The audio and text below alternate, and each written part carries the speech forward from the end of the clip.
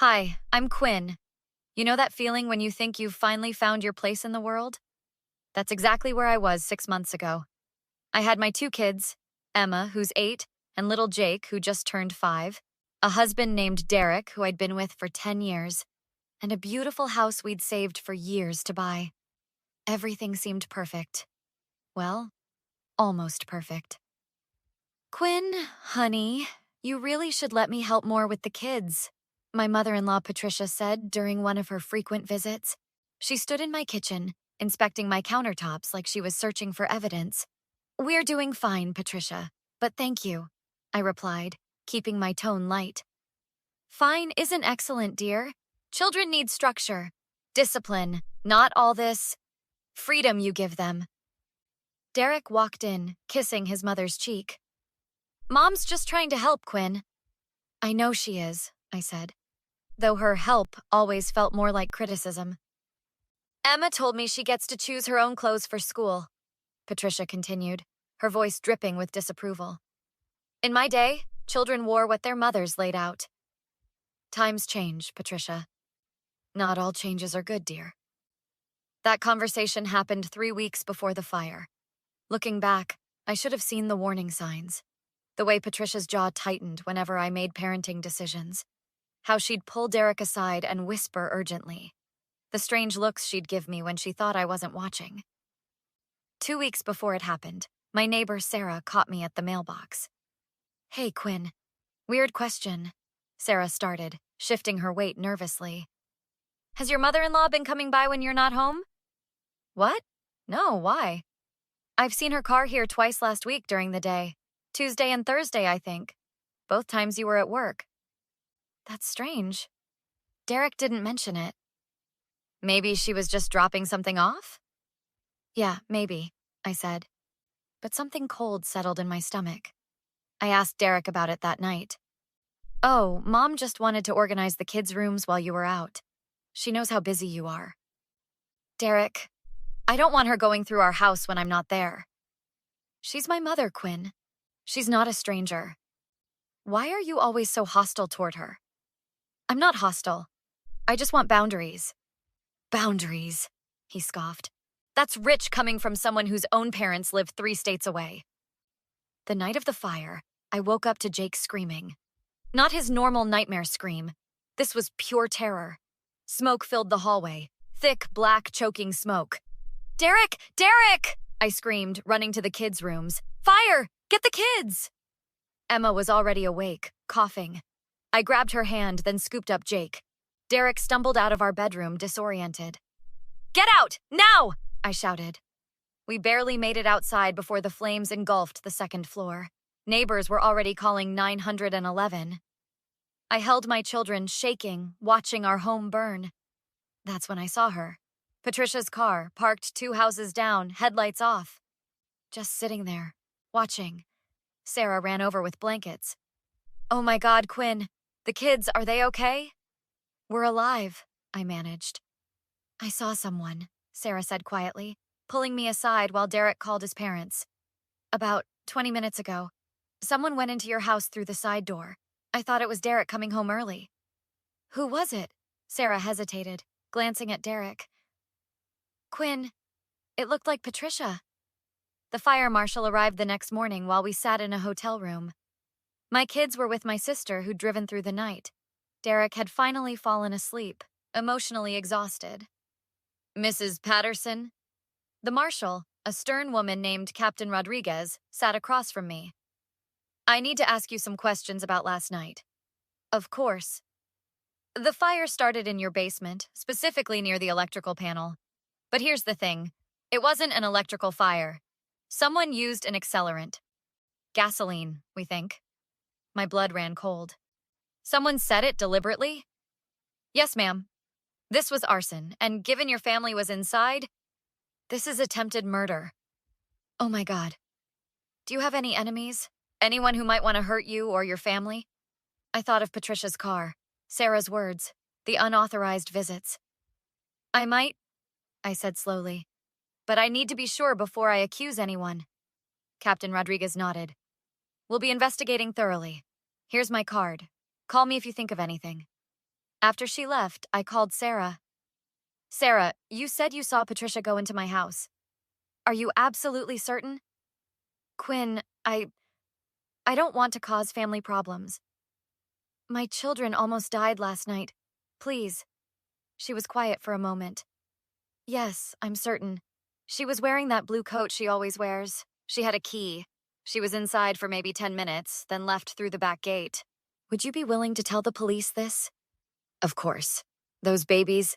Yes, absolutely. Next, I called our security company. We'd installed cameras 6 months ago, mostly for package deliveries. Hi, this is Quinn Patterson. My house burned down last night. I need to access my cloud footage urgently. The representative was sympathetic. I'm so sorry to hear that. Let me pull up your account. Your system was still uploading until the fire damaged it. What time frame do you need? Everything from yesterday, starting at 6 p.m. Sending the link now. I watched the footage with shaking hands. There she was, 7:43 p.m. Patricia, letting herself in through the side door with a key we'd never given her. She carried a red gas can. The camera caught her going to the basement door. 15 minutes later, she emerged without the can and left. The evidence was irrefutable. I called Detective Morrison, who'd been assigned to our case. Detective, I have security footage you need to see. It shows who set the fire. Can you come to the station? I'll be there in 30 minutes. At the station, Detective Morrison watched the footage 3 times. This is your mother-in-law, he said, not a question. Yes, Patricia Patterson. And she had access to your home? She must have had a key made without our knowledge. My neighbor saw her visiting when I wasn't home. We'll need to speak with this neighbor. She's willing to give a statement. Mrs. Patterson, I have to ask, did you notice any escalating behavior? Threats? Nothing direct, just constant criticism, boundary violations. She hated that I was raising my kids differently than she raised Derek. Different how? I let them make choices, express themselves. She believed children should be controlled, molded. She once told me I was ruining them with freedom. That's concerning language. I didn't realize how dangerous she was. I thought she was just overbearing. When Derek woke up, I had to tell him. I'd waited, knowing this would shatter everything. Derek, we need to talk. What is it? The police know who set the fire. They have footage. That's great. Who was it? Some random psycho? Derek, it was your mother. The color drained from his face. What? No, that's impossible. Mom would never. I have video footage. She used a key to get in. She brought gasoline. She set our house on fire while our children were sleeping inside. You're lying. This is just another one of your attempts to turn me against her. Derek, I have proof. The police have proof. Sarah saw her. The cameras caught everything. Sarah's mistaken. The cameras are wrong. My mother is not a criminal. Your mother tried to murder our children. Get out, he shouted. Just get out. I'm going to my mother's house. Derek, I said, get out. 3 days later, Patricia was arrested. I was there when they brought her into the interrogation room. Detective Morrison had asked if I wanted to see her before the formal charges. I needed answers. Patricia sat across from me, her lawyer beside her. She looked smaller somehow, less formidable. Quinn, sweetheart, this is all a misunderstanding, she started. Don't you dare call me sweetheart. You tried to kill my children. I would never hurt Emma and Jake. They're my grandchildren. Then explain the video footage. Explain the gasoline can. Explain why you were in my house setting a fire while they slept upstairs. Her lawyer touched her arm.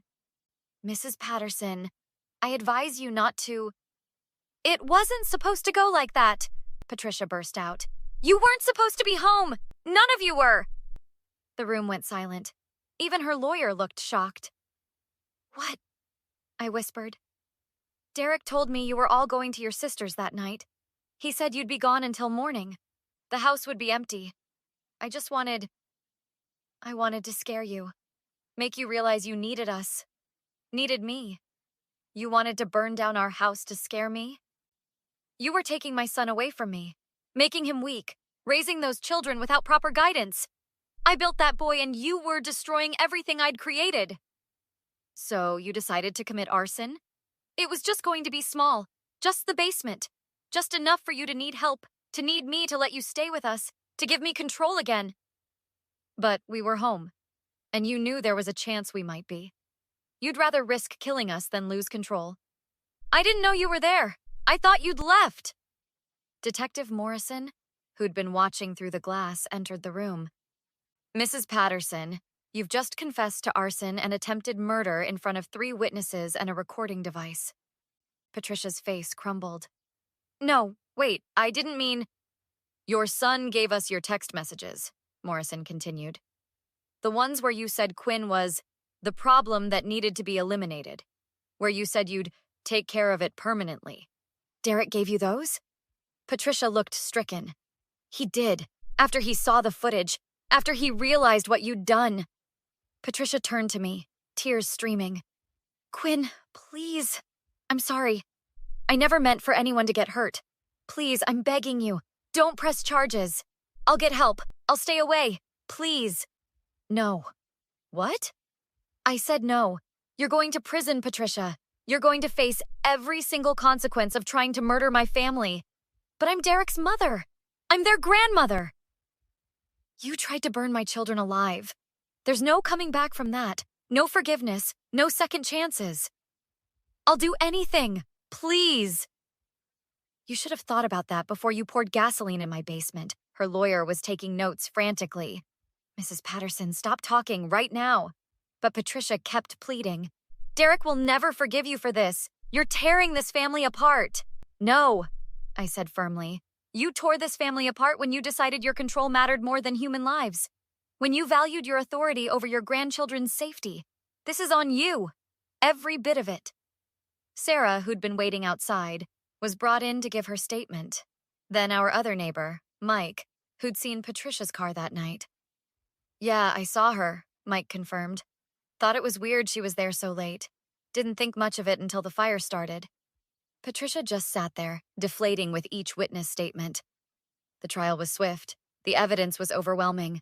Patricia's lawyer tried to argue temporary insanity, but the text messages showed premeditation. The key she'd had made weeks earlier. The gasoline she'd purchased that afternoon. Derek testified against his mother. That was the hardest part. Mr. Patterson, the prosecutor asked, did your mother ever express hostility toward your wife? Yes, Derek said quietly. Constantly. I always thought she was just being protective. I didn't realize how serious it was. And when did you realize the truth? When I saw that footage. When I saw my mother carrying a gas can into my house where my children were sleeping. That's when I knew Quinn had been right all along. Mom wasn't trying to help. She was trying to destroy us. Patricia was sentenced to 25 years for attempted murder, arson, and child endangerment. After the sentencing, she tried one last time. Quinn, please, she called out as they led her away. Please let me write to the children. Let me explain. We can fix this. Family is everything. No, Patricia. You lost the right to call yourself family when you put their lives in danger. They'll know the truth when they're old enough to understand. Until then, they're safe from you. Derek, son, please. Derek turned away, taking my hand.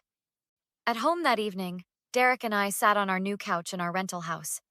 Emma and Jake were coloring at the kitchen table, finally starting to feel secure again. I'm sorry, Derek said, for not believing you, for always taking her side, for letting it get this far. I know you are. Can you forgive me? We're going to therapy. We're going to work through this. But Derek, if you ever choose anyone over our children's safety again, we're done. Understood? Understood. I promise, Quinn, never again. Sarah came by with dinner. How are you holding up? Better, I said honestly. The kids are doing okay. We're rebuilding, literally and figuratively. You're incredibly strong, Sarah said. Not everyone could come back from something like this. I didn't have a choice. My kids needed me to be strong. They needed me to protect them, even when that meant going against family. Patricia tried to call me, Sarah mentioned. From prison. Wanted me to talk to you. What did you say? I hung up. Some people don't deserve second chances. Exactly. She made her choices. Now she lives with them. Have you heard from Derek's other relatives? A few. His aunt tried to convince me to drop the charges. Said I was being cruel. I told her she was welcome to visit Patricia in prison if she cared so much. Good for you, standing your ground. Emma ran over. Mom, can we get pizza tomorrow? Sure, sweetie. And can Jake and I pick our own toppings? Absolutely. She beamed and ran back to her brother. They're resilient, Sarah observed. They are, and they're safe. That's what matters. Derek squeezed my hand. We're going to be okay. All of us. Yeah, I agreed. We are. The house insurance came through. We're rebuilding on the same lot, but this time with better security. No one gets keys except us. No unexpected visits. Strong boundaries. Patricia writes letters. I throw them away unopened. She's requested visitation with the grandchildren. Denied. She'll never be near my kids again. Some people think I'm too harsh. That family should forgive. But forgiveness doesn't mean forgetting. It doesn't mean giving someone another chance to hurt you. Sometimes protection means permanent distance. My children are alive because we got out in time. Because smoke detectors worked. Because we were lucky. Patricia's plan could have killed us all. There's no forgiving that. So what about you? Have you ever had to cut off a family member for your own safety? How did you handle it? Let me know in the comments below, and don't forget to like and subscribe for more stories about standing up for yourself and protecting what matters most.